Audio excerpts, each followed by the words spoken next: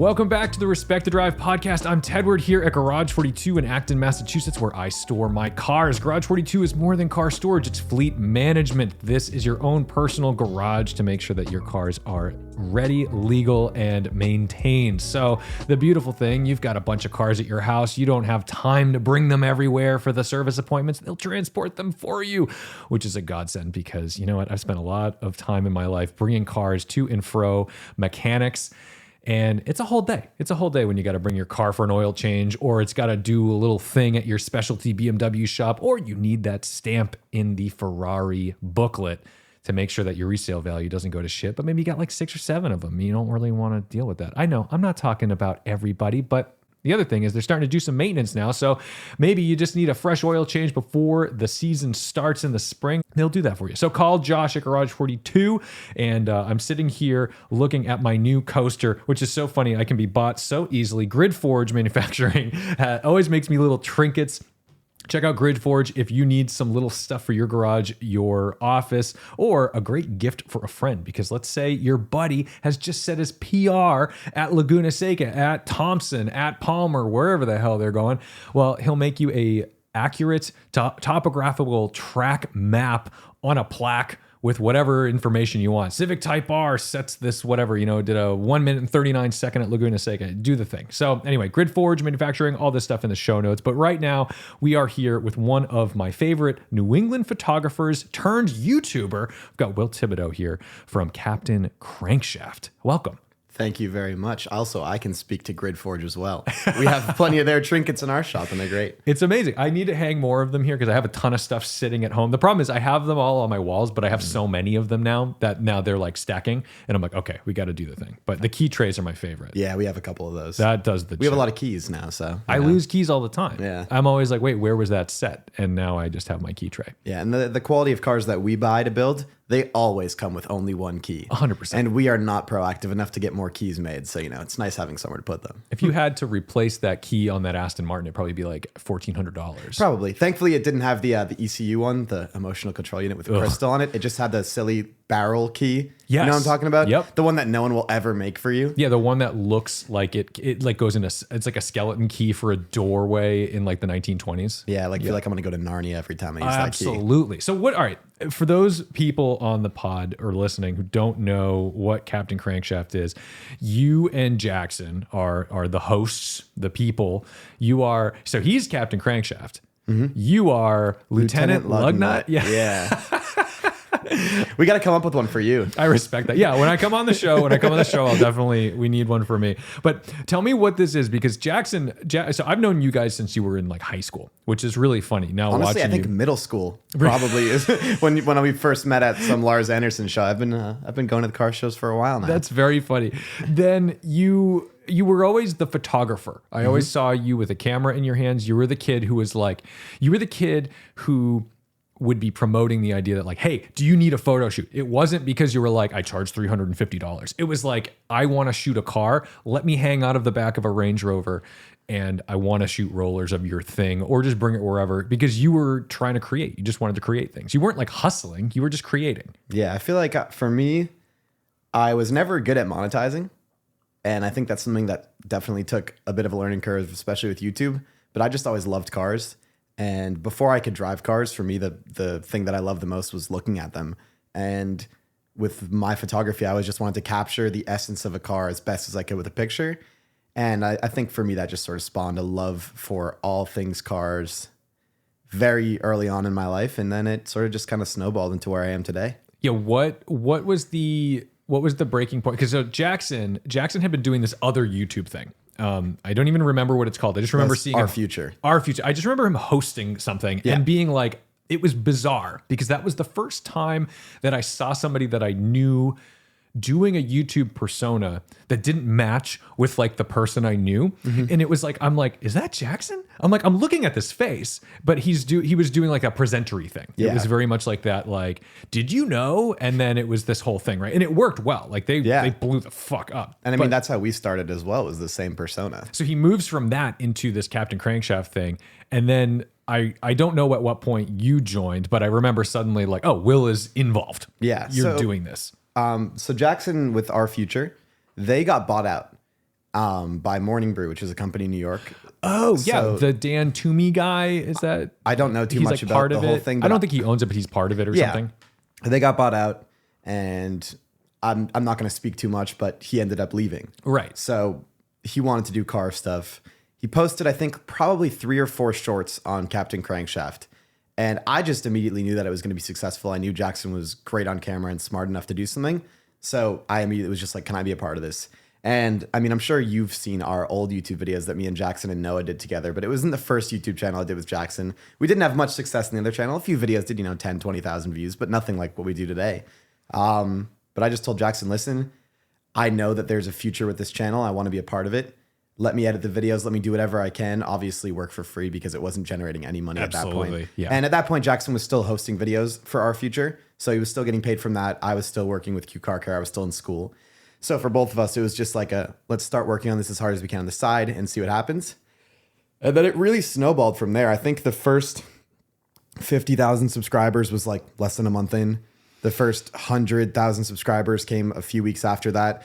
And I think within the first year, we were nearing 500,000 subscribers. And that was all just from shorts. Yeah. So as you know, the short subscribers are very different monetization wise than a long form subscriber. And at that point too, like YouTube has started monetizing shorts definitely more heavily than when we were doing it to our success. Well, before it was just a fund. It was like if you did shorts, you were getting paid by YouTube because they were trying to use their own capital to say, hey, we need to be beating TikTok or Instagram Reels. Yeah. So they did that the same way like old school YouTube used to work. Like Matt Farah always talks about like when the Drive started, like they just handed them 60 grand and was like, go do something. And then now, like, so if you were on the early shorts train, you got benefits 2 ways. One was you get paid from that fund, and 2, they were promoting the shit out of it. So it was like if you were basically a nobody, but you were producing a lot of shorts, you were going to get seen. Yeah, I mean, we were doing mainly car news, just like our future was business news, and we were posting a short every single day. So I think in that first year, we probably made 300 shorts. That's a lot. And almost all of them were just car news. For me and Jackson, we always thought the news was really cool. It was never what we ended up wanted to do with it. We always wanted to do more than that. But there was finally a point where we started making money. We got our first brand deal and had finally started getting paid. I think it was funny, and I'll get into a little bit more. But I think we were probably doing maybe $1,000 to $2,000 a month. Sure, which is not enough to live off of by any means. No, especially for 2 people. Yeah, no, not at all. That's why when we were working hard. When you like signed on, when I found out you were like working there, I was like, I'm very curious. Like, it's none of my business, but I was like, I'm very curious about the economics of this right now, because that's when it started getting interesting. Where I was like, oh shit, like this is doing something. Yeah, we both were working for free. Yeah, for sure. a long time. Yeah. But a lot of people don't realize that's what has to happen. Oh yeah, 100%. Everybody's like, I want to be a YouTuber. I want to do this. I want to do. I'm like, you have to.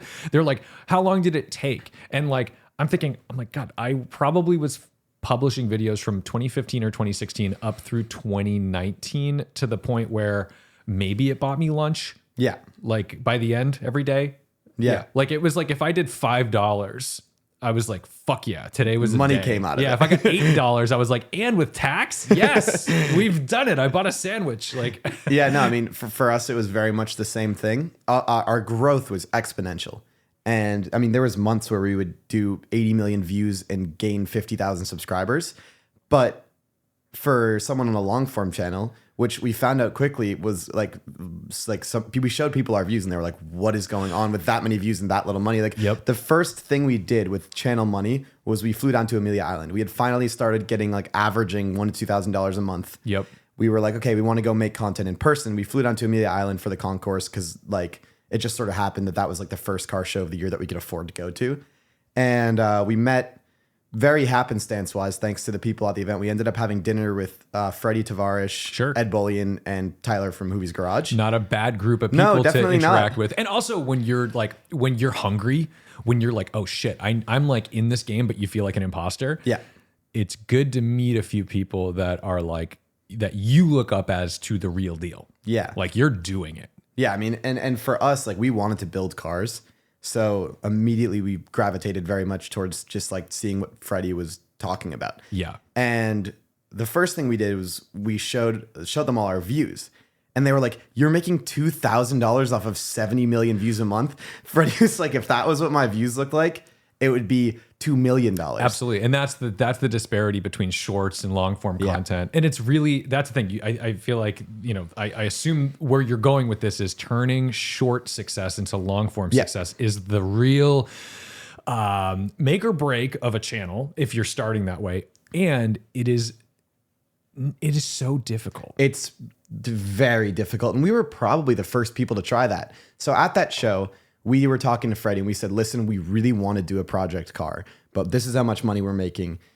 And his advice was like, listen, like, obviously it's a huge risk to finance a car right now.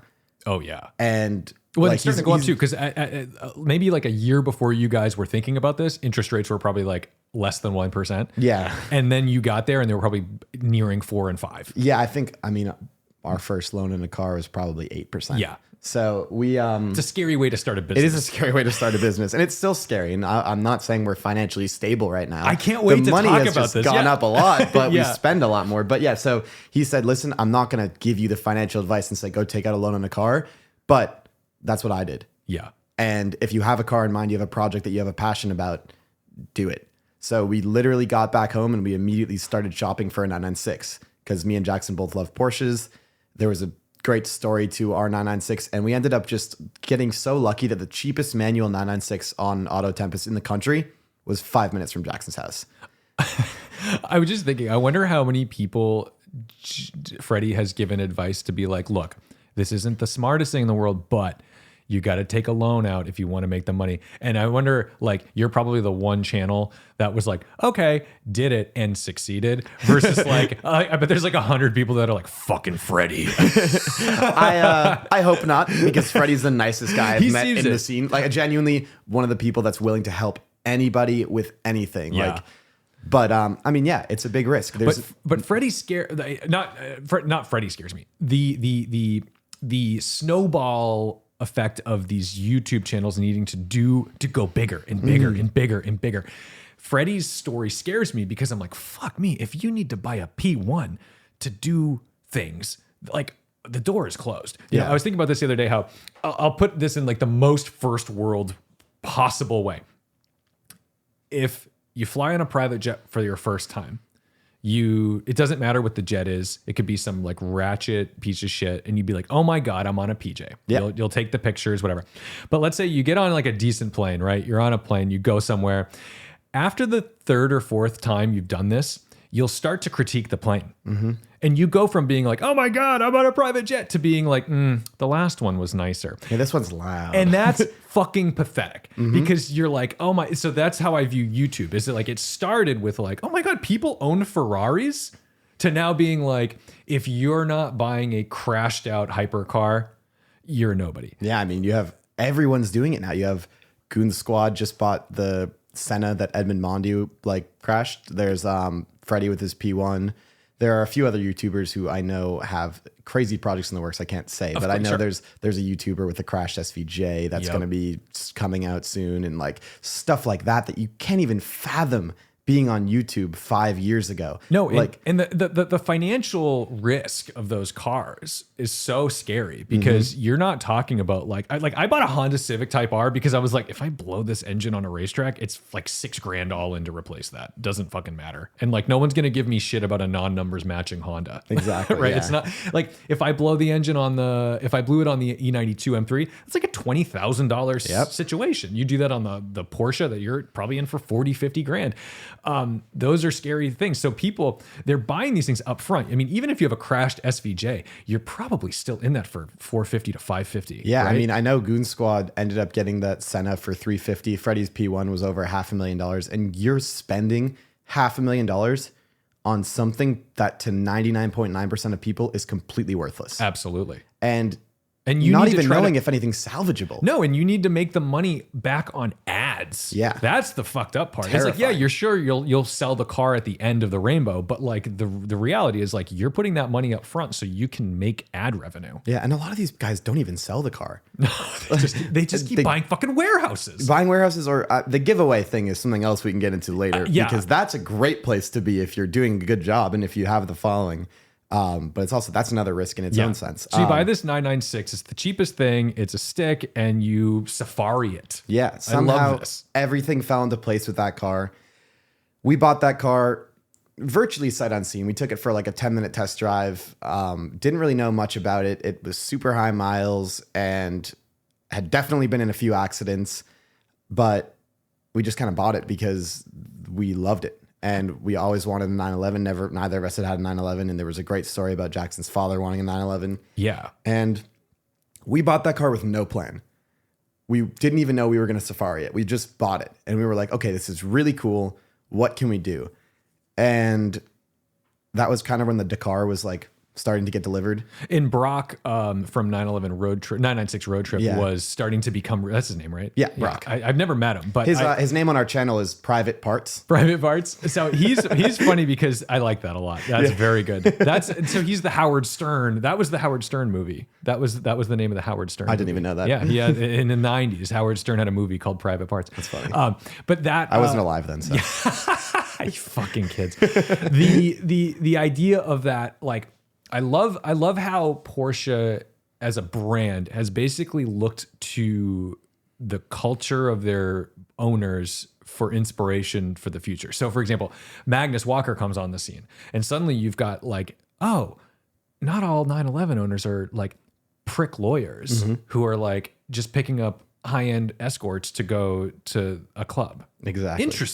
Interesting. We didn't know this. Suddenly there's like a guy who's like, I am in like the fashion industry and I'm cultivating this vehicle the way I want it to be. And suddenly you start to see, that's why I bought mine. I mean, I bought mine at like the height of Magnus Walker's rise in terms of like, oh shit, there's a different counterculture for Porsche. And then, Brock comes in with 996 Road Trip and starts safarying his... Lee Keen as well was like big proprietor for sure. in the safarying. But the thing about Lee Keen was that Lee was an early one where like you knew him more as a driver almost than as a builder. Like I'd see him doing like the crazy shit with his 4-liter that he punched out 3.8, but like or 3.6. I think it's a punched out 3.6 because it's a .1. That green Frog 4.0 whatever 997 GT3. But then he starts doing the Lee Keen project. But still, that was more like, oh, stancy things. Like I'm looking at this thing, but like we hadn't like seen enough of the use of those vehicles yet. Yeah. Brock was the one who brought to light the idea that like I'm out there, like I'm doing this, like I'm actually driving out there and I'm not just building it and putting it in a garage. I'm just doing it. With Brock too, the cool thing was like his car wasn't even lifted. No, that car was just like took a C4S, put a tent on it, and just smashed into stuff off the road all the time. No, and I think like it's an extreme version of it, and yes. People should not look at the price of entry on a 996, especially back then, and think I could do this. Because, like, no, you still need money to make sure this car doesn't fucking die. Yeah, especially a C4S, too. That's already kind of expensive. Absolutely. And I think, but what it did, though, was it was one of the first real markers of, like, oh, 996s could be cool if you use them. Yeah. And so we saw what Brock was doing, and he hadn't even done anything with lifting a car yet. But I just sent him a cold DM because I was like, I want to build our 911. Me and Jackson decided we wanted to build it into a Safari, Lee Keen Dakar style lifted rally car kind of car. And I reached out to Brock and I said, listen, I was like, you're the 996 guy. What do you know about lifting it? Because there's only one company at the time that was doing anything with that. And it was exorbitantly overpriced. And he just got back. And I think at that point, he had no idea who we were. Yeah. And we could have just been some dickheads we could have just been some dickheads that were like trying to do something that we had no idea about. So he was like, oh, actually I'm lifting a 996 right now. We're working on it, but it's a while out. Sure. And the conversation didn't really go anywhere from there. Brock's a really nice guy, but I'm sure he gets a lot of people asking a lot of questions. I'm guilty of this too, as like a creator, where like people who are seemingly very, very legitimate will reach out to me. It's not even that I don't trust them. It's not even that I don't want to talk to them. It's that sometimes I just don't have the capacity to. Yeah. And so they're like, for example, Peter is Coronado. Is that his last name? Okay. He does all the filming for Noah Perlo's like fitness thing. He reached out to me. I have a like a really intense DM from him that is very much like, I would love to help you with your channel. I would love to film with you. And I was like, I don't even know where to like start with that. I didn't even know where to start with that idea at the time. And I was like, and I didn't respond to him. 2 years later, come to find out he's filming all this fucking insane shit for He's Noah. really talented. And he's really good. Yeah. And I'll never let this go because Yeah. I'm like, oh, I could have had Peter. Could have had Peter. No, I could have had Peter. Peter's awesome. I helped him with his move down here because he was at Q for a little while as well. Okay, yeah. He wanted to come work with Noah. And again, it was the same situation with me and Jackson. Like he worked with Noah for free for a while because they wanted to start like something really cool together. And it ended up working out amazingly. But If you're curious what we're talking about, Noah Perlo Fit. Yeah. Is that what it's called? really strong ginger guy that makes good food. Dude, ripped. Yeah. It's so funny because I have like the goofiest videos of you guys when you were in like high school and him like, he's one of the funniest people I Yes, know. definitely. Which will annoy you when you also see how ripped he is. Yeah. Because you're like, fuck, you have to be one or the other. You can't have it all, man. You can't be That's funny. why he's a ginger. Yeah, it's why he's a ginger. But like maybe that's going for him too. I don't know. He stands out. He does stand out. That's but it for is, sure. but yeah, so like that's great. So you moved Peter down here. You helped him get down here with Noah. Yeah. And I mean, they ended up just killing it together. But yeah, you did miss out. Peter's pretty talented. 100%. I know. I'm like, fuck. But no, I guess the point I'm making is like, you know, a lot of people, a lot of talented people will lob out like DMs to people. Yeah. And it is, the thing is, this is like investing in a stock, right? There's always those people that are like, yeah, it just kind of caught me at the right time. And I said, yeah, I'll invest. It's the same way when someone's like, I'd love to like be your, you know, director of photography. I'd love to help you with your editing. I'd love to help you with this or that. And the problem is when you're like a YouTuber or a content creator, it's so personal. It's so outrageously personal that even giving someone like an audition feels terrifying. Yeah, no, I completely agree. You're like, I'm going to let you edit my fucking video? Absolutely. I've never let anyone edit a video for me. Yeah. Because I don't know what I should. I should just let out, you know, here's $50, shoot me an edit. Yeah, let me see what you have to offer. I'm probably yeah. never going to use it, but let me just see. And that's the thing. Is like, I just don't do it because I'm like, well, you don't know which take I'm going to use. Like, Yeah. maybe I said this 3 times and you choose the wrong take, or I don't know. Like, For me, it's even like I edit almost all of our videos for the long videos. And like I got a concussion a few weeks ago and I couldn't edit it. And like it was the first time Jackson edited one of our videos in a while. And I was nervous about that. Obviously, I know he can do a great job. Yeah, but it's your baby. But even still, for me, it's like I'm so used to editing the videos. It was the first time a video that went out on our channel that I didn't edit for like a while. And it was just weird to me.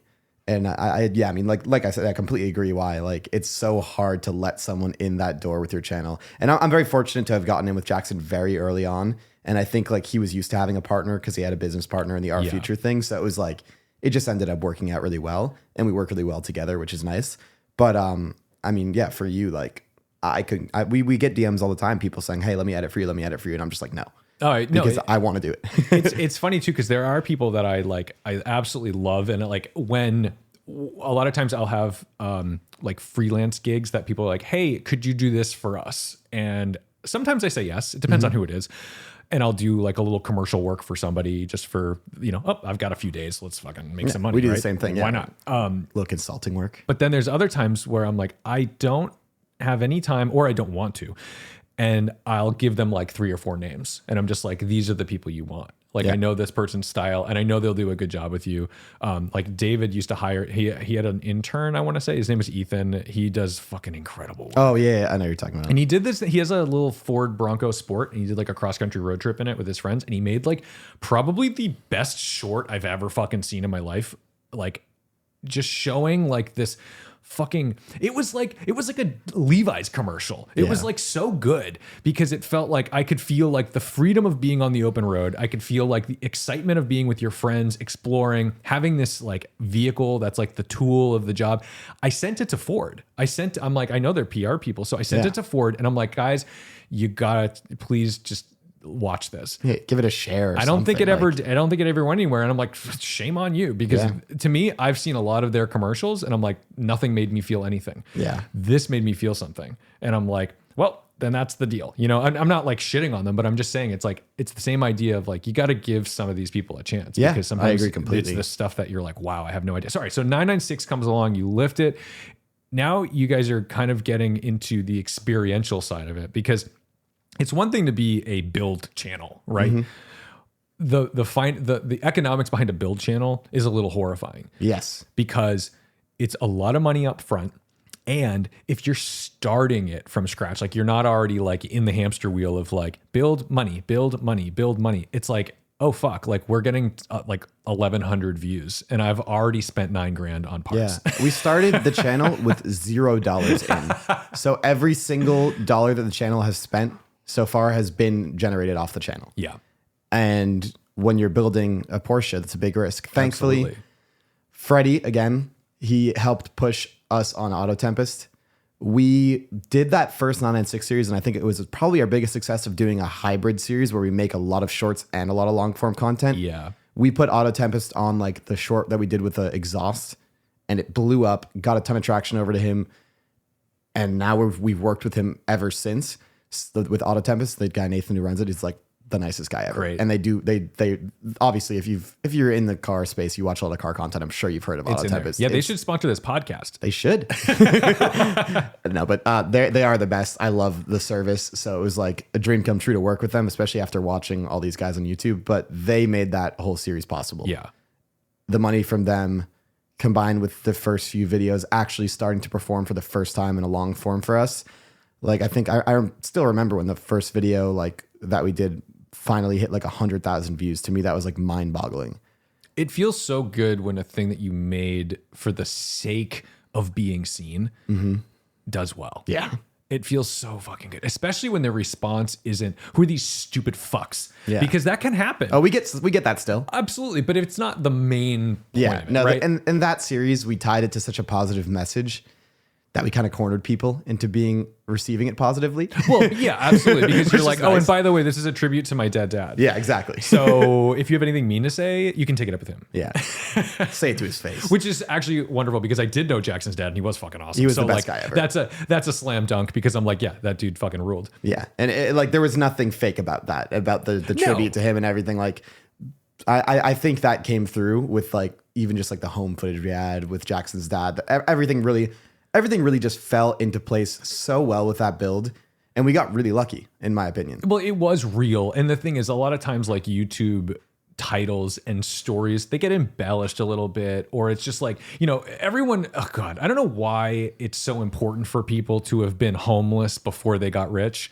It just seems like the way it is. It's like, Yeah. I was living out of my car. It's like, well, you were, but it was because you didn't want to pay for a hotel. Yeah. You were because you chose to, like, it is frustrating when you, it's like if you heard about a kid who's, you know, got a trust fund and is like, I was living out of my car. It's like, no, just because you didn't want to ask your dad for money. It's the fucking Gilmore Girls. Okay. I don't know if you know anything about Gilmore Girls. No, not particularly. I highly recommend watching it. You will become pissed off as you watch it because the whole idea of this show is that you've got this mother, this single mother raising this daughter who she had as a teenager, right? So like they're close enough in age where they're friends. I can't believe I'm doing a whole fucking Gilmore's bit. Here we go.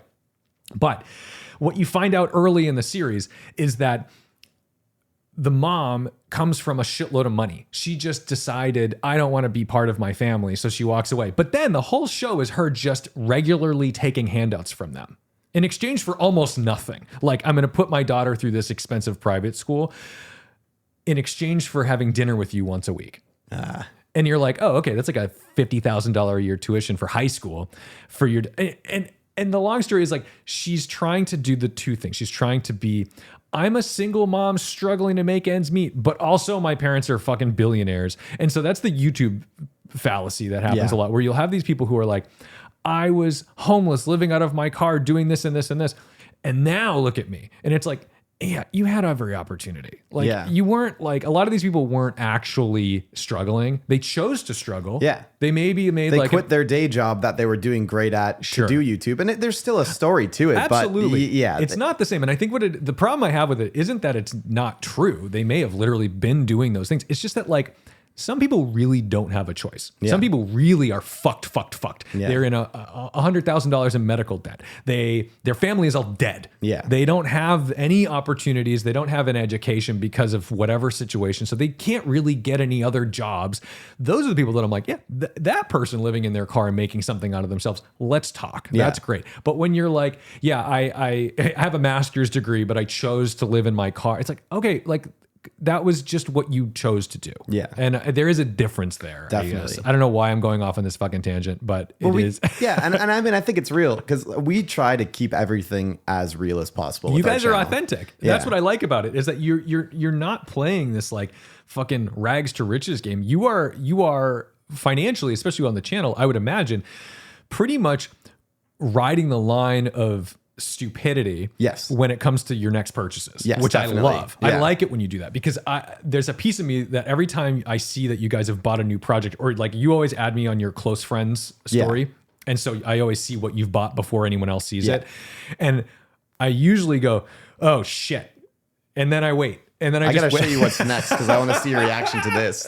We have a new project that we are actually just picking up, but this is the render of what it's going to look like. I don't know Let's if I've see. showed you this, but it's going to definitely have that reaction, in my opinion. I always I love think it's seeing- going to be Oh, very God. cool. Let's take a look. This is what's coming next. Oh my God. If Yeah. are you going to do that livery? Oh, everything. Yeah. It's Okay. going to look just like that and be fully functional to be very fast on very specific surfaces. How wrecked is the thing? Did you buy it? Yeah, we already bought it. It's a salvage title, but it's already fixed. So it's just Okay. it's just a car. Okay. That's going to just like become that very quickly. So there's no damage on it now. It's not like, I mean, this is probably really boring for people to listen to, but it's going to be a very cool project. And I can segue into the fact that we bought a wrecked car before and it sucks. This is what I want to talk about, because you did buy an M5. Yes. And that M5 was a major risk. It's an F90, right? Is that- F90 pre-LCI compact for Okay. you BMW lovers. So that car, I had qualms with that car when you bought it to begin with, because I was like, I feel like this car's already over in Yeah. terms of like the SEO appeal. Yep. Which you're right about, by the way.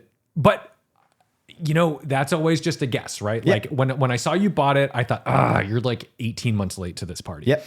And we then, were. and then the other thing was, it needed like legitimate work. Yep. And the other thing Still I hope, does. what people don't realize is, like, if you see like Stretton on M539 restorations, or if you see Freddie on Tavares, those are people that are like incredibly well versed and skilled, and they have a guy for everything. Yeah, same with Matt Armstrong. And so when I saw that M5, my first reaction was like, I don't know that they yet have the tools for this one. Yeah. That was a rough car. And honestly, the funny part, the actual body damage isn't the problem. Those cars are pretty easy to fix body damage.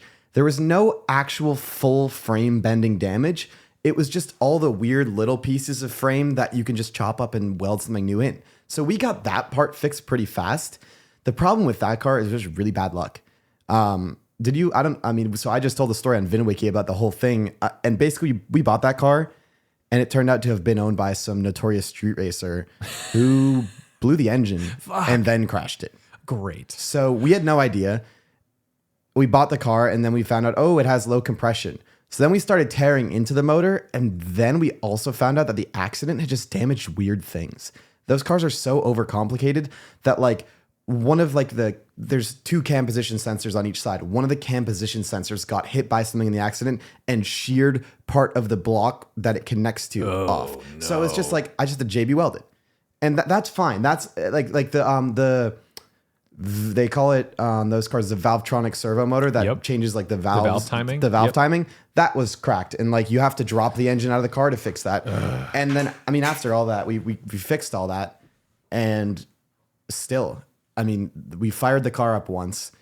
The cooling system on that car is a complete nightmare. It's got 3 water pumps, 15 different radiators, every little thing goes. When you're talking about like high horsepower, daily drivable V8 twin turbos, that is so complex. And BMWs have been complex for a long time anyway, but that car is like, that's like buying an S-Class or a 7 Series. Like a Bentley. And trying to figure your way through it. Yeah. And for us, that's been the hardest part. The actual physical body damage and everything, we knocked that out pretty quickly. But like getting the cooling system, and the thing is too, there's like 3 different, BMW loves their technical updates. There's like 3 different versions of that cooling system. When you're ordering parts, it's impossible to tell which one you're ordering it for. And if you get the wrong part, there's an open hole somewhere. And we've just been battling with that. So we actually have someone coming to help us. That's good. Get that car. Like it's I would say it's about 90% done. And most of the stuff that there's left we can do, it's just figuring out how to route the cooling system, a couple of parts of the harness got crushed. Yeah. So wiring, I have no idea. And it's CAN bus. So like if you even get the resistance slightly wrong in the wiring, nothing works. Fuck. So it's just like buying new parts of harnesses and having someone solder in exactly where it should be. That's stuff that I don't want to deal with. Yeah. And I don't know how to. And also it's stuff that like, this is a business choice. So any mistake, any misstep could like put you upside down on the whole thing. Oh yeah, we are very upset on that car. But here's what I'm impressed with is that you bought a car that is a nightmare that could, you know, potentially be like a real fucking money pit and not return the thing that you anticipated it returning. And it was probably a risk to buy this to begin with. Huge risk. And you haven't stopped. You were like, all right, you know what? We need to do other projects in the meantime. Yeah. So this is what I love about what you're doing is because you didn't like let that kill you. That would have ended probably a dozen other channels. Yeah, I mean, shit. It definitely, I don't think it ever came close to ending us because me and Jackson want this so badly, but it definitely put a damper on everything we did. And we like you said, we kind of subsidized it with cheaper projects. And honestly, when we put out the first M5 videos, they just didn't perform. And it was, before that we did the Aston Martin, which the first part of that series did really well. We were waiting for the body kit, so we bought the M5.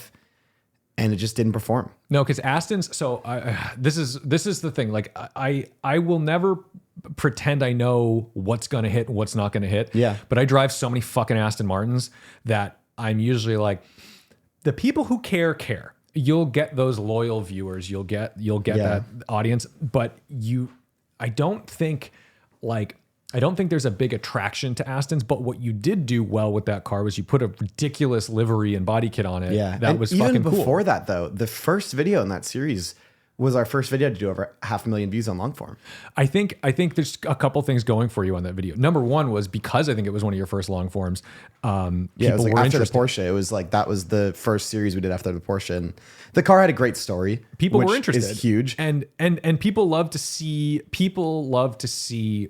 how far can I stretch my dollar? What like exotic thing could I have? Because that was the thing. Was it who are those? Remember, is it JR's Garage or whatever? The kid they who like, love doing that. Yeah, they were the ones who were like, I bought, you know, the whole I bought my first Ferrari at 16, right? But there's a difference between I bought my first new Ferrari at 16 and I found a car for $40,000. Yeah, I found the worst 355 on the planet. Well, now 355s, no one can afford those. Insane. But you know, we don't have to talk about that. That's just messed even up. if you gave me one, I probably couldn't afford it. It's like a fucking nightmare. But like they're like 200 grand for a manual GTS now. That's crazy. Leave me alone. I remember when those cars were like free. Yeah, they're silly. They're fun though. I like them. They're great cars to drive, but they're okay to drive. They're great cars to listen to. Yeah, okay, I'll give you that.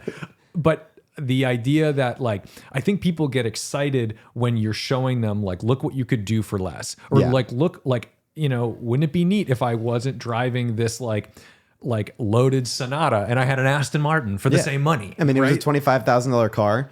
And we really didn't doctor up much on that series. Like we went there and the car was sitting under a tarp. Oh, it was rough. Torn apart, and it fired up, but it didn't really move because the clutch was gone, which if you know those cars, you know that happens. Jackson texted me and said, what do you know about single clutch Vantages if it's having issues? I think I just wrote run. Yeah, like, you did do that. I remember that. I was like, don't, whatever you're about to do, don't do it. It was like everyone told us not to buy that car. Yeah, it basically, because I was like, even if you've got Farley from Eurotech on your side to help you with like actually not being like a dickhead mechanic who's going to charge you 30 grand for like, he'll actually do the work properly. He did. He's amazing. He did that clutch with us, and if he hadn't done that, I don't know what we would have done. No, Farley has saved. I love Farley. He has saved so many people. Yeah. That's someone who I should just be giving free fucking press to. Yes. The only thing is I'm afraid because if I do that, then if I need him, I won't. He's only him and one guy, you know? Yeah. But the beauty is Farley will bump everybody for us, which is great. I'll be like, I know you're really busy. He was like, I'm not busy.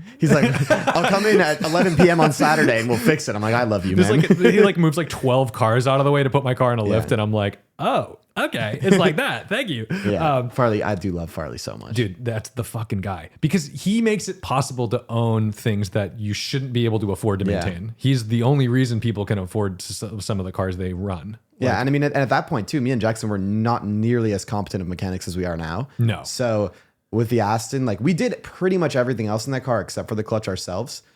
But that was because the rest of that car is pretty simple. Yeah. Especially those early Vantages. It's just like a tiny little engine and this giant, like... That was a 4.3, right? 4.3, which it's not even that tiny, but there's just a ton of room because the car is so simple. It's just like, you look in there, it's like 3 steel girders that they stole from like the side of a highway. Yeah, I mean, at some point they did put a V12 in that car, Yeah. so it's like... There's extra room. They put like a 6-liter V12, so a 4.3 V8, there's plenty of extra room. It's fine. Yeah. Yeah, so working on that car has been actually very fun. How did it drive? Because, all right, so I want to talk about the experiential things that you guys do, because it's not all just building. You guys actually do take these cars on road trips and do fun things. And that's the thing that I don't give a shit about what you do in that garage, because I'm like, bored. I just picture myself being cold, hungry, and annoyed. Like if I were to come and hang out at the garage. Oh, so you know, our new shop's got heat. Oh, okay. I'm and sold. a couch. That's how to sell me. That's how to sell me. Yeah, no, I did invite Tom to come hang out at Jackson's house in the garage, and I don't blame you for not coming because that sucked. It did suck to work in there. I'm like, and that's where we did most of the Aston. But when I see like, hey, we're going on a road trip and we're taking like 4 or 5 cars, that's when I'm like, sign me the fuck up. Like that's where I'm like, okay, I'm sold. I want to go places. I want to see things. I want to have some fun. Got back from another one with the Discovery. Yeah, we'll talk about that. But like, what kind of problems have you run into with the cars that you built? Like you did a cross country trip in the Aston. And the 996. And the 996. And the M Coupe. How was it to, your M Coupe, yeah. Yep. How was that to actually utilize the cars that you'd been working on? The 996 and the Aston made it across country without skipping a beat. The 996, the only thing that broke was the door lock ate a key. Okay, who the fuck? But that's not our. That's like a typical Porsche thing. Anyway, yeah, honestly. that had nothing to do with us. And then the Aston, literally, just like the body kit was flopping around a little bit, so we just like reattached It's it. Temu. It's fine. Yeah, exactly. And I mean, What do you expect? Yeah, so I don't know if that means we're good mechanics or we're really lucky, but we haven't had any major failures with any of our cars. The 996, the engine's on its way out, but we've known that for a little while, so we're gonna drop that out soon and rebuild it and do a lot of stuff, which should be coming to the channel soon. That's gonna be bored and stroked and legitimized. Is it just a lot of bore scoring and stuff that you're seeing? Or timing chain is on its way out. We have some bore scoring. The timing chain's on its way out. Is that around 200,000 miles right now? Yeah. Okay. So that's like not even like a symptom of being like harshly used. It's just like actual maintenance schedule. Yeah. That's like, okay, well, here we go. And that car has done so much for us. So I don't have a single piece of negativity towards that car.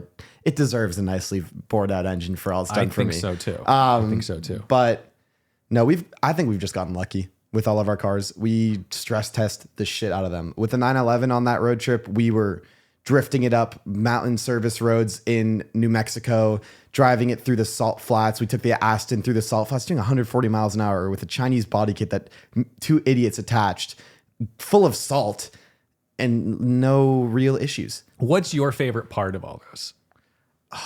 You know what's funny is during the road trips, they start to feel grueling. The second we get to where we're going, I'm like, that was the best thing I ever did. Yeah, there's a fucked up thing about that. I'm with you on that, because I think when someone tells me like, I love traveling, I'm like, do you?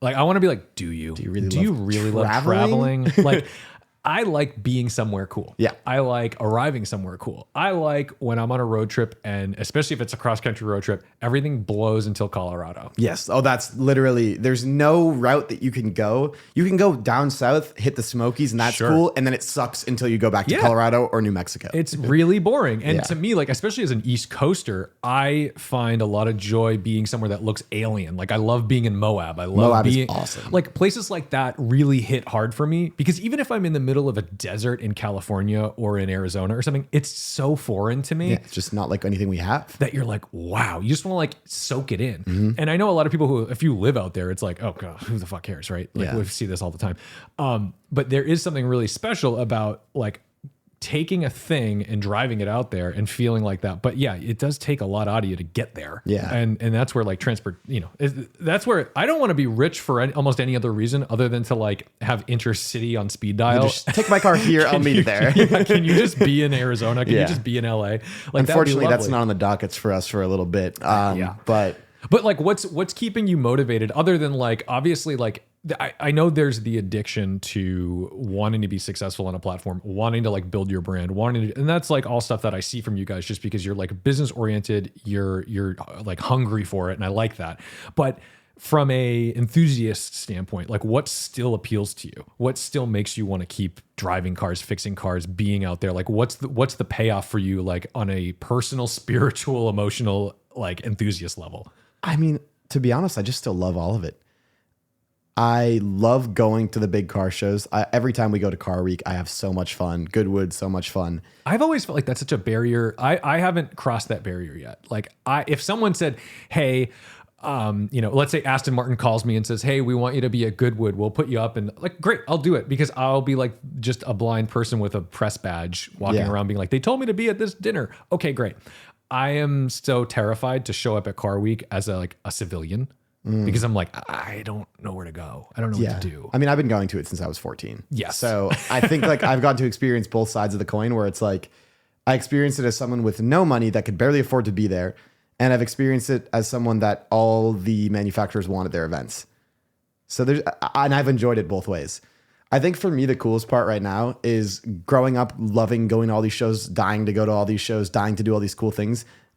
Now that I get to do them for work, I don't feel like I could ever lose motivation. Yeah. And it does get hard sometimes. Sure. I mean, I hate complaining about it because it's still my dream job. And like, I mean, I've talked to you about doing YouTube since well before I had ever even pictured myself having any success in it. And well before I had any success in it. I mean, you can go on some old Tedward videos and I'm there water skiing or something. Yeah, just a little dude. Just a little dude. Just a little dude trying to do cool car stuff. And I think that's still who I am.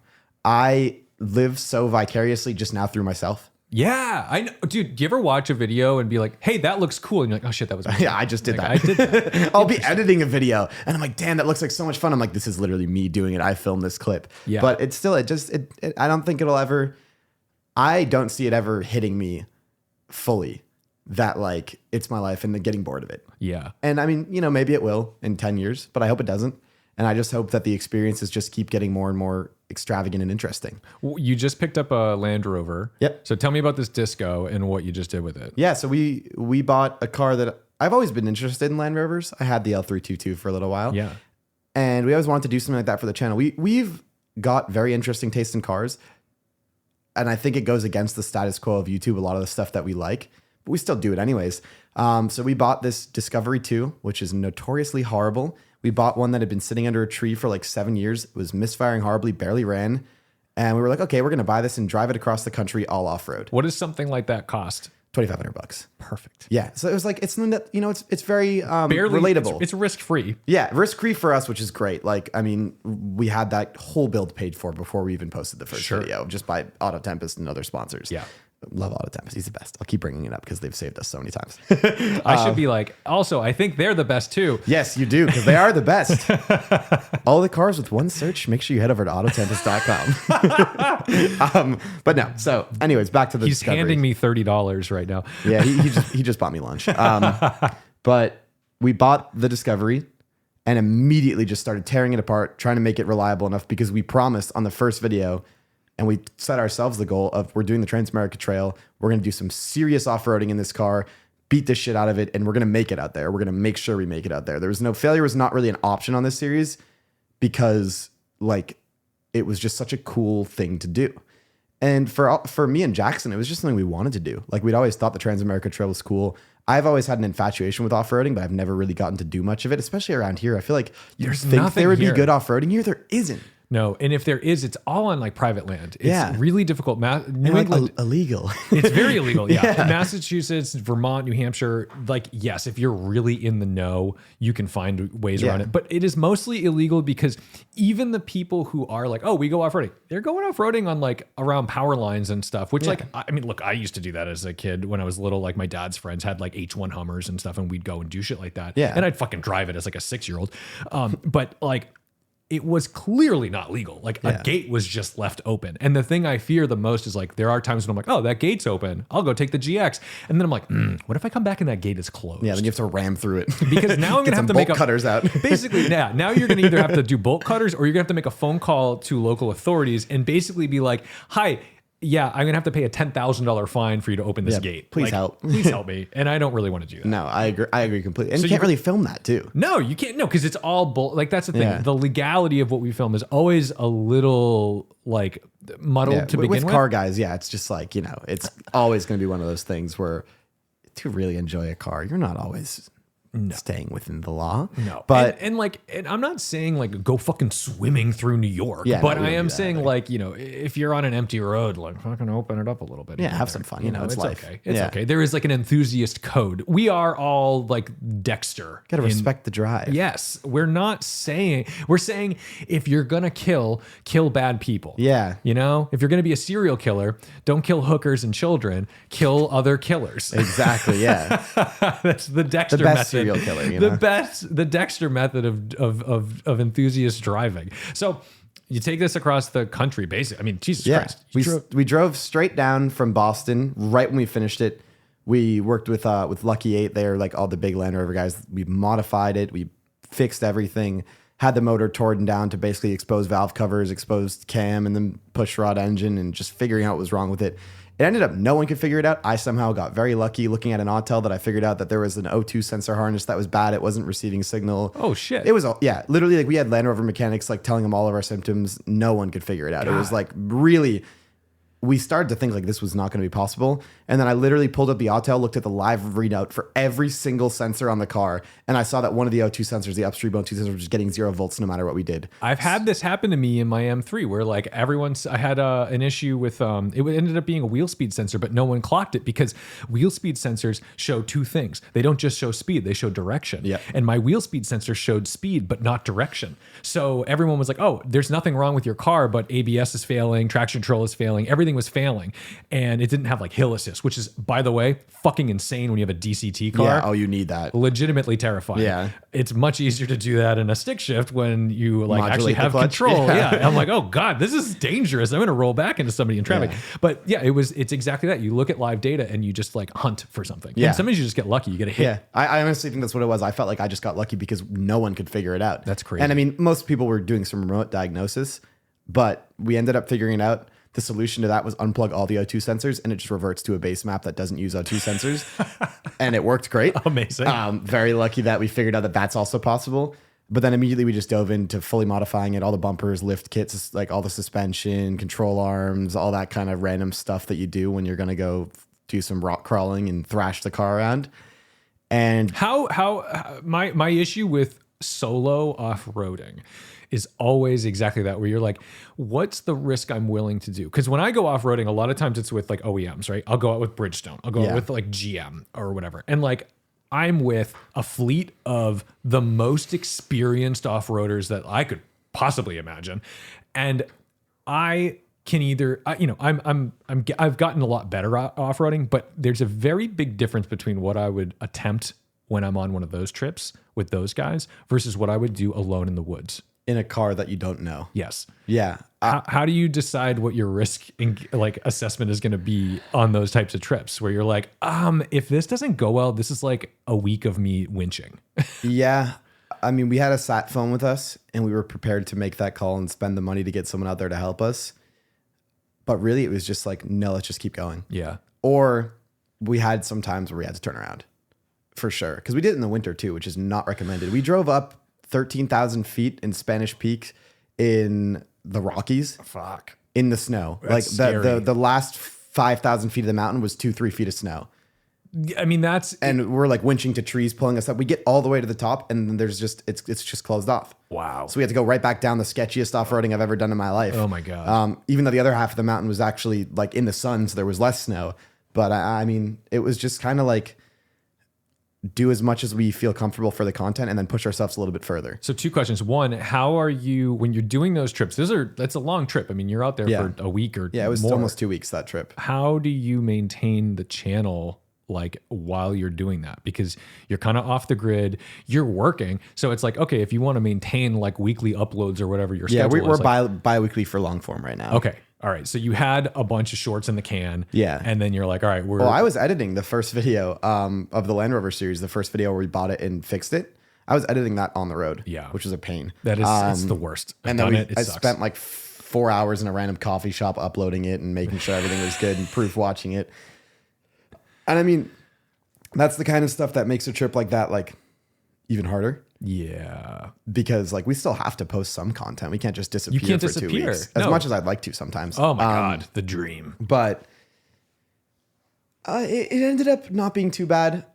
we ended up having to do a few parts of it just on highways and stuff because there were roads closed, stuff like that. We did some legit off-roading, and I think like in the video, you can't take away from the sketchiness of some of the stuff that we did, and I'm hoping it comes across on camera. I'm actually starting that video tonight. Yeah, it's hard sometimes, like the feeling of panic on some obstacles. I mean, that's the difference. It's easy to make a drifting McLaren or Porsche look exciting. Yeah. It's hard to make you're going 100 miles an hour. Yeah, it's hard to make 3 miles an hour look scary because like the thing is I've been more heart pumping oh fuck in off-roading situations at 3 miles an hour than I have ever been in a race car. I completely agree. That going literally 3 miles an hour on going up that mountain or going over some crazy rocks on the side of a cliff in Moab, so much scarier than being passenger on track, which is pretty scary. Way scary because I'm like, okay, I don't really know what's going to happen with the car. Even at high speed, you have a feeling of what's going to happen. Absolutely. Even if you're about to crash, you kind of know. Yeah. Those off-road things, I don't have enough experience doing that. Especially like you're climbing something and you're relying on a spotter, and now the spotter's head's gone away and all you see is like the tips of their fingers pointing, and you're like, oh fuck. And then you're just thinking, if I am an inch off of this, we're rolling down a cliff. Yeah. And there was a lot of moments where even I as a spotter, I was like, oh my God, that literally, if those rocks there just cave in slightly, with a 6,000-pound vehicle, you have no idea what's going to happen. Yeah, and you're also not on a racetrack where there's like an ambulance and support crews. Nice rubber tire barriers. Now you're gonna go upside down and land on a giant hard rock and die. Yeah, and if you're so unfortunate to survive, you're gonna be sitting there for about 12 hours before a helicopter comes. Yeah, it's fucking getting crazy. eaten by rattlesnakes and tarantulas. Oh my god! Oh, the tarantulas kill me. That's the thing. Every time we go to like California and we do like those sort of like summery, like, oh, we're going out to like Napa or Sonoma and we're gonna go review cars. They like always want to put us in a vineyard, and I'm like looking at the ground and I'm like, ooh, ground is moving. Like, that was scaring me. I think Jackson was less bothered by that, but that was scaring me. How many? So the second question I had was, how many videos in that series are there going to be? Do you know yet? 3. Okay. Yeah. That's a lot of work for 3 videos. Yeah. So the first 2 are working on the car. The third video is the whole drive. All right. So is that going to be like a 40-minute video? Yeah, probably 30, 40 minutes. Okay. And I'm just like that kind of, I can't really say because it actually was less footage than I thought. Because I think we were just really only filming the great moments and like the good off-roading. It's so hard to know. You have to do it a bunch of times to figure out how to shoot off-road properly. Yeah, and how to shoot, like we don't do vlogs very much. No. So like I know how to shoot a decent video working on cars, and even still, we're still figuring that out. But those videos when we're working on cars, a lot of it's just put a camera, point at us, and do it. Yeah. So it'll be like 1,000 or a terabyte of footage because you leave the camera going for just 2-3 hours. Yeah, and then you just figure out how to tell the story. Yeah, and then you figure out how to tell a story after. But with a video like driving across the country, you're telling the story as you go. Yeah, and you're making the story because at the end of the day, like the only thing that's happening is you're driving. Well, and we are so like YouTubers because most YouTubers are not like fucking like exotic filmmakers where we're like, oh, let's try this, let's try that. It's like, no, you kind of have to stick to a certain formula that your audience is used to. So everything we film becomes like muscle memory. Yeah. It's like, oh, I can review a car with like, if you gave me, I was just joking about this with Chris Brower. I'm like, if you gave me 3 facts about a car, like 3 stats, and just gave me a GoPro, I could do a 30-minute video with three pieces of information and let me walk around it and give me a car. I could do it and it wouldn't even stress me out. Yeah. That's muscle memory. But if you were like, go to this car show and make a 20-minute video, I'd be like, I don't know what to do. Yeah. And that's kind of how I felt on that trip. It's like a straight up panic. Yeah. We're like, shit. Like I've never done off-roading really at all. I've never filmed off-roading really at all. And we build cars. Yeah. So one thing we're really trying to move to this year is doing more with the cars because we spend a lot of money on each video. When you calculated it out, like even for those Land Rover videos, each of those videos is probably $5,000 to $10,000. Yeah. And we're not making that off the bat off those videos. We're never making that off those videos. You'll never make that off of the YouTube AdSense. Yeah, I mean, the only video we've had that generated the money back just off AdSense was the Temu Body Kit video. Yeah. That video ended up doing, I think, close to $11,000 in AdSense. That's great. Yep. But again, we paid $10,000 for the body kit and then spent 3 weeks of our life fixing it. And we needed to have an Aston Martin. So you have to pay 2 people for 3 weeks, $1,000 to call it even, which is crazy. I mean, and that's the thing. I think I do think that not even though, because you have to own the car and the shop. Yeah. So it's like we're still in the negative on that video. It's just sponsors really help us out. Yeah. And that's where I need to start. Like, luckily, like the stuff I do is very low budget. Oh, very jealous of that. Helpful. Me and Jackson talk about that all the time. We're like, God, I wish we reviewed cars. No, every time I'm with, we'd always, whenever we're in LA, we usually end up in LA at the same time as like the Throttle House guys. Yeah. And that's Throttle House is Jacob and your. No, that's Straight Pipes. Sorry. Yeah. I know all those guys. But Thomas and James. Yeah. But we usually They're hang cool out. guys. We usually hang out with James, and James, every time he's with us, he looks at us like, oh, I wish we could do that. And he'd be like, why? And like, you can tell that they're fucking, I'm not trying to like blow up their spot, but like when they're in LA, their videos are great. They're there to shoot. Like they are there. They have their guys come out. They have a sound guy. They've got a camera guy. They do all everything. And they have a whole fucking assembly line of like, we're out there shooting for like these 3 or 4 weeks or whatever. They're burned the fuck out by the time. And then they see me and Chris, and we're like eating dinner, relaxing. We've shot 5 videos that day. Like, and the thing is, the beauty is if we shoot 5 videos, I don't need them all to hit. I can punt like 3 of them. Like if 3 of them are like, it's okay, whatever. Yeah. But if one of them does like 250,000 views, then I'm like, cool, it was worth my time. Trips paid for, you made some money. Done. There you go. Yeah. Easy. And it's so funny though, because like we also sometimes look at those guys and we're like, oh, wouldn't that be fun if we could? And they're looking at us like, no. Yeah. No. And they're not wrong either, because when you look at the economy of YouTube, to make videos with super high production value, it is very fucking expensive. Yeah. And you know it because you're splitting it 2 ways. Now you have a third on the payroll, I think, right? Yep, You've got Marcus coming on. Yep. Right. And he's great. And I think that's the thing is I don't think people realize like, oh, they must be making so much fucking money. It's like, no, if you're the Strad man, you're making so much fucking money. Because and even still, you can tell he's going through it financially right now. If you watch his content, he's posting, he's selling everything. I mean, and I like him. He's a nice guy. But like, God, I mean, you're buying a Koenigsegg. Yeah. That's $1 million something car. You need to make a lot of money to upkeep that car, that house, all the other cars. I don't follow him anymore just because his content got very like YouTube-y. Yeah, I guess. It's not like what I would choose to watch. But again, I try to keep up with everyone in the car space just because. And look, that's not a negative. That's not a. Hey, he does 2 million views a video. There's plenty of an audience for it. Fuck me, right? Every time he posts, it can be a video of him walking around. He gets 2 million views. I'm very envious of that. He doesn't need me. Yeah. But like the thing was, James was someone that I followed religiously for a long time because when I wanted to be a YouTuber, he was the one I looked up to because he was very similar to me in the sense that like he was working like a pretty normal 9-to-5 job. He liked sports cars. He was keeping his expenses super low, like living in like some really like kind of drab sort of apartment or like living in his friend's house and in his he had the TT, he had the Elise, and then the Gallardo was the thing that really put him over the map, which was like, whoa, this dude just made a really risky financial move.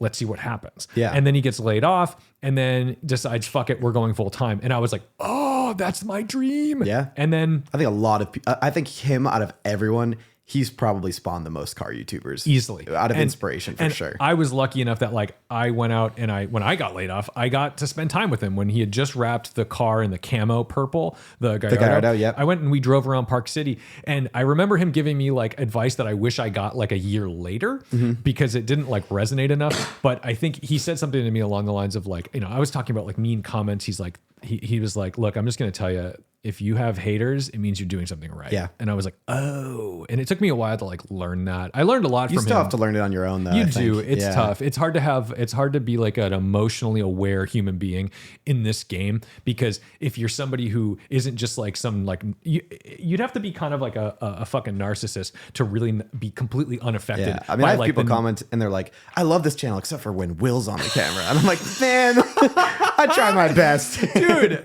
fuck off. Yeah, no, it's fucking hard. Yeah.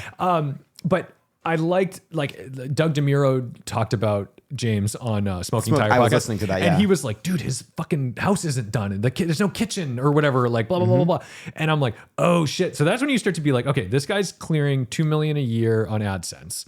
Probably another 2 million a year on sponsors. And yeah, and even that isn't like enough. And the thing is, it's funny if you want to think about it this way. it doesn't matter what level you're at. He obviously still feels the pressure to be buying cars, and he's doing it in such an extravagant fashion. Whereas like you and I could be like, oh, we bought a clown shoe for $20,000 or $40,000, Yeah. and that would do us well. We'd be fine. This fucking guy has to go buy like Aventadors, Yeah, and he then has 2 Aventadors. and then he has to do stuff to them. Yeah. Like that's Cut 'em crazy. apart. That's Yeah. crazy. He has to cut apart Aventadors. He has to be like, oh, you know what? This Aventador, which runs great and operates fine, will be fucking useless to me unless I make the interior white with pink stripes and do a fucking Liberty Walk kit on it. That's like, oh, God. For the most part, he's paying people to do all that. And I'm sure he Yes. gets great deals because he can bring a lot of attention to For a shop, sure. but still, it's a lot of money. It's a lot of money. And like, look, he's doing fine. But Doug also brought up a really good point is like his house, which is like relatively inexpensive because of where it is. Yeah. To people, I mean, to us who live in Boston, it doesn't seem like that extravagant of a house price-wise. If you spent $2 million on a house in Boston, it would look like The house he used to live in. it'd be like, yeah, it's nothing. It's just a house. It's just a house. But with what he has, that would be probably a I don't know, $8 to $10 million house. Anywhere here. around here, yeah, I would say $10-15 million. The problem is with the property size and everything. His neighborhood isn't those houses. Yeah. His house is like a big outlier. And guess what? There's no fucking market for somebody no who one has wants like to buy 30 that house. cars Yeah. and wants an underground bunker with an elevator for it. Like nobody wants. So if he goes to sell it, which he talks about all the time. there's not going to be much of a Probably market for lose it. $500,000, $600,000 selling that house. And what I'm curious, now we're just a gossip podcast. What I'm curious about is like, I don't know why he built such an extravagant, like large home because he's kind of a private guy. So I'm like, you're not hosting things. Like, you know, I'm sure he wants to have a family and that, and okay, that's fine. But like, you don't need that to have like a wife and kids. Yeah, definitely not. That house to me, Just get a warehouse and a regular house. yeah, that house to me is like, I'm going to be throwing parties. And you wouldn't throw I'm parties. gonna land at my that. helicopter in my Yeah, yard. that like neighborhood wouldn't accept parties Yeah. at the fuck all. And so it is just curious. You're like, okay, but I guess the point is it doesn't matter what like YouTube level you're at. All that happens is you have to continue upping your own game. And this is where, like, going back to Freddie, like, oh my God, imagine if you were like, I can't get anywhere unless I buy a fucking Hurricane P1. Like, oh, that's stressful. I'm sure that it's fun. I'm not saying that's really the reason why he did it, but still, like, that's stressful to me because I'm like, oh fuck, that's such a serious commitment. Yeah, and I think the thing is too, you see like two sides of it. With all these OG YouTubers, it starts to become less about the story of each video. It becomes the story of the channel. Yes. So for the Stradman, he has to keep upping his whole life because, and that's just the truth.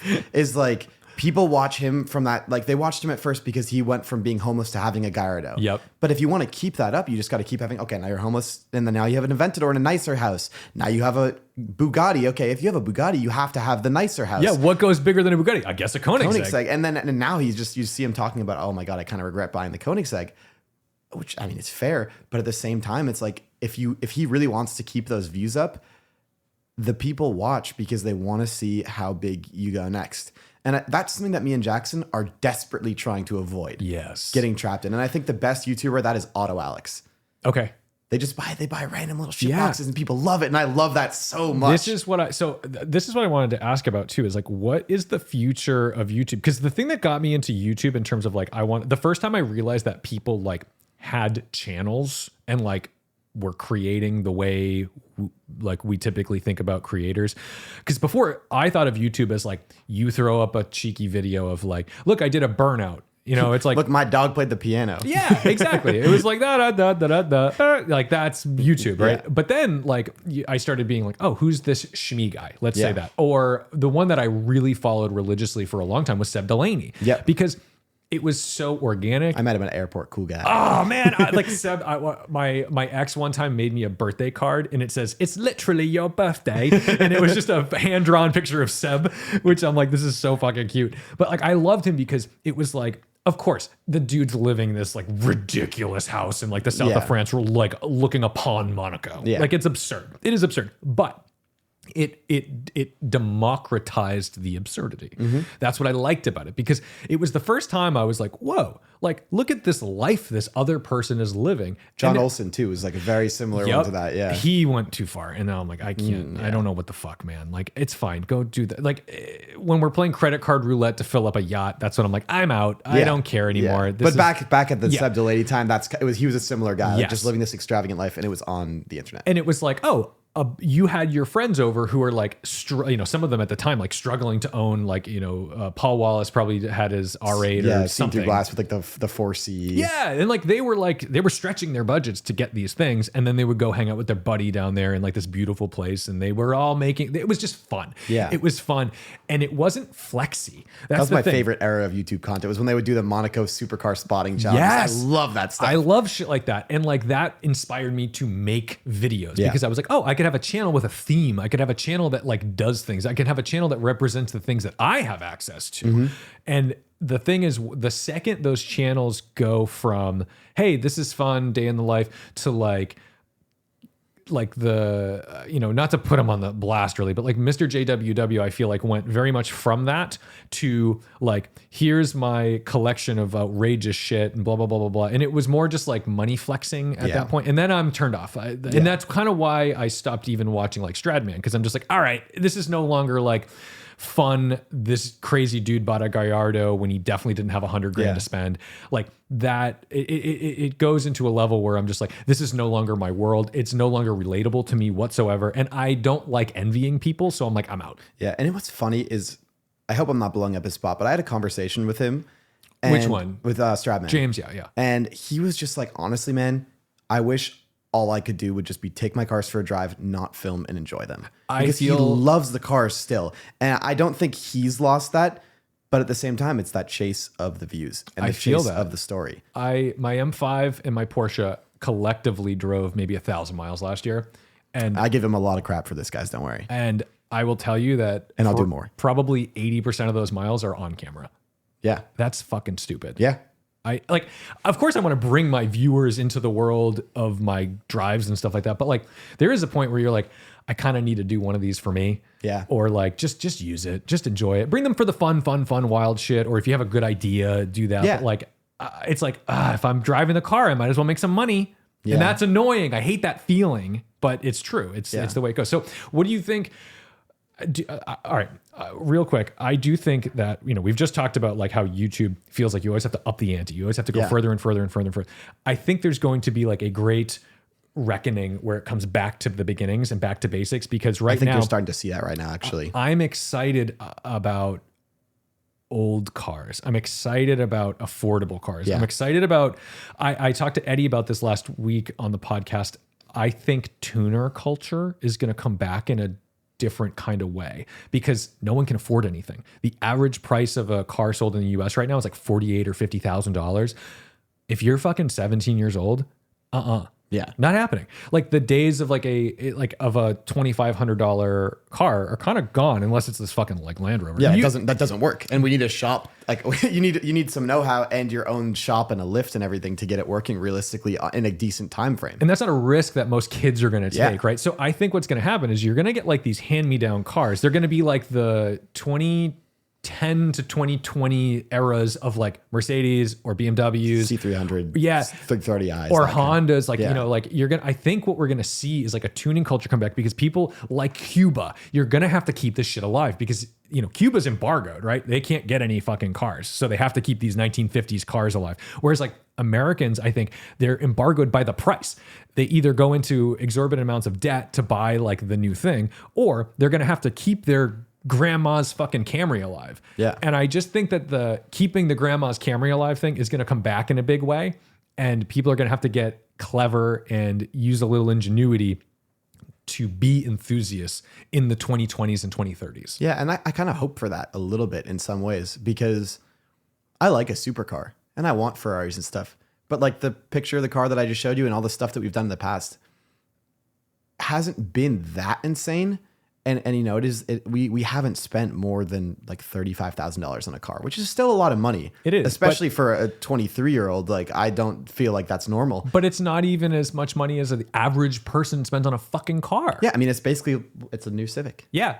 And so not even a Type R. And frankly, like I mean, I look out into Garage 42. There's a lot of great cars that I look at. And definitely can see some cool stuff right now. Yeah, and I see some Ferraris, I see some McLarens, I see some Porsches, but like the cars that like if you said like, hey, like which keys do you want right now? It might be one of the GMT 400s, like the Team Champagne and just like mint that car is so Tahoe cool. or Silverado. Yeah. Like those are the cars that I'm like, I kind of want to know what this is like because I already know what the other ones are like. Yeah, and I already know that I can't even fucking use them like on the street. Like, okay, you get a couple hits in a 600 LT and you're like, neat.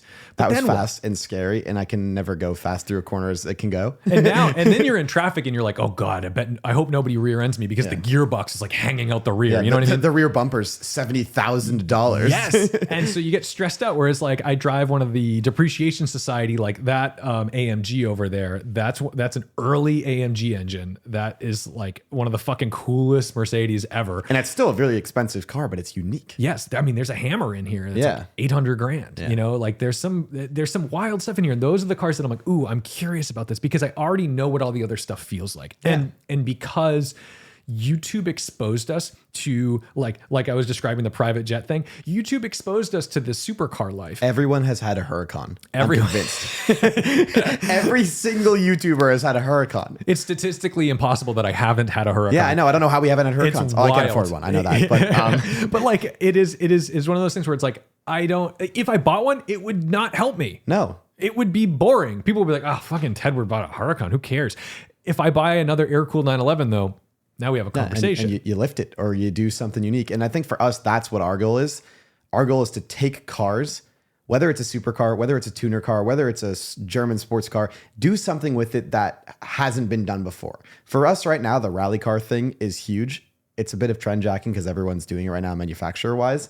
But I also just think it's a cool thing because realistically, people are starting to realize you can't use these cars much on regular roads. So, you know, you throw bigger tires on it and you get something that you can now I can smash a pothole in a 911 and it's cool. Yeah, we had the Storado in California, had the Dakar in Michigan. And I remember a Dakar in Michigan was like, oh, this is just what's required. Yeah, literally. Like, this is just what you should have if you want to drive on these roads. Yeah.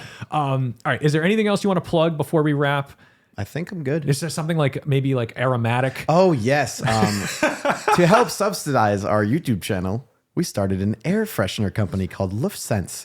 They are high quality, great smelling, non-headache inducing air fresheners that don't dangle and smack around in your car. I do like that. Yeah, I hate a dangly air freshener. I hate a headache air freshener.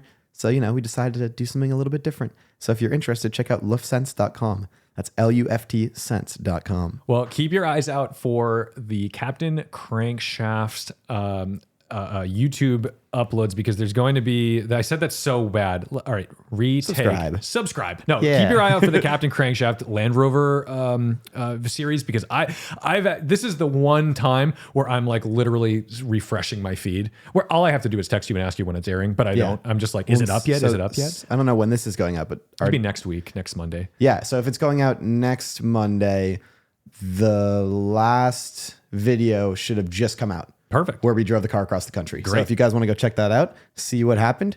I guess you kind of know that we made it because I've already said that, but it was really cool. We did some crazy stuff and it was very, very scary and fun at the same time. Well, so it'll be a fun video. Thanks for coming by. I want to have Jackson by. I want to have you both back at some point because I dig it when I know the reality of people's like lives and situations before YouTube or, you know, in conjunction with YouTube, whereas like sometimes you see stuff and you're just like, what am I witnessing here? Like something's not adding up. It's like when you see a scammer and they're like doing all this shit and you're like, something's amiss. Yeah, like it's rare when you really get the full picture of everything. Yeah. And I think that's something that we strive to give to people. Yeah. And I think you're doing it because I haven't had to like look at you and be like, the fuck are you really doing? Yeah, it's like, no, all the cars that we have, we can afford them. Yeah. Some of them are a stretch, but they're all pretty crap. So. Yeah, but you're making, but I love the idea of taking something that is objectively like crap in terms of condition,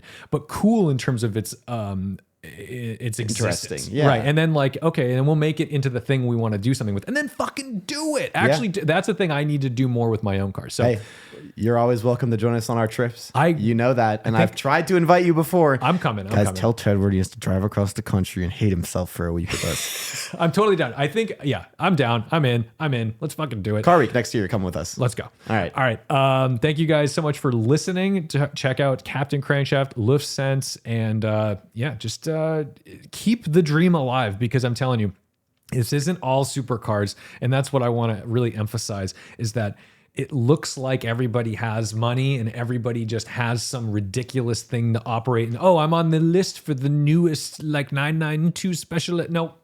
Buy a 996, buy a Eurowise lift kit, and have more fun than all those people combined, because you're not shitting your pants when you hit a bump. Not to mention, even the rich people are like garaging their cars and not. How are you going to buy a Storado and a Dakar and not drive it off road? But it makes sense because they're $300,000. I guess, but if you're that wealthy, this is what I don't get. Is People they're like stretch themselves though, you know? I guess, but like sometimes you're looking and I'm like, you've got like 4 houses and a yacht and a jet. I'm like, what the fuck do you care about $35,000 in depreciation on like 1,000 miles in your car? So drive. I'm guilty of not driving my cars sometimes, but it's because I'm driving other cars. So I'm still driving. You drive cars. I do drive. I would say if there's one thing we aren't guilty of, it's not driving our cars. We drive them everywhere, all the time. So if you want to see that, check it out. Don't forget. And also respect the drive. Yes. Oh, you did it for me. Subscribe. I'll see you in the next one.